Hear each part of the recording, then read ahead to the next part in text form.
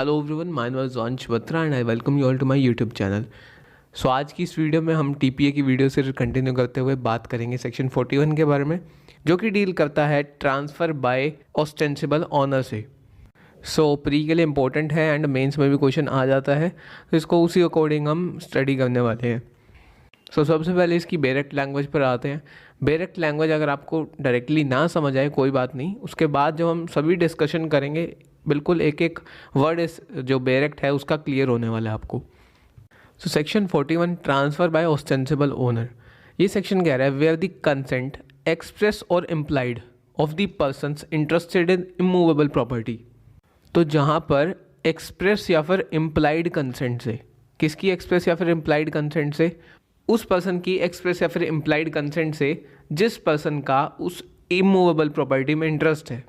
ठीक है, कोई पर्सन है जिसका एक इमूवेबल प्रॉपर्टी में इंटरेस्ट है, उस पर्सन की एक्सप्रेस या फिर इम्प्लाइड कंसेंट से a person is the ostensible owner of such property.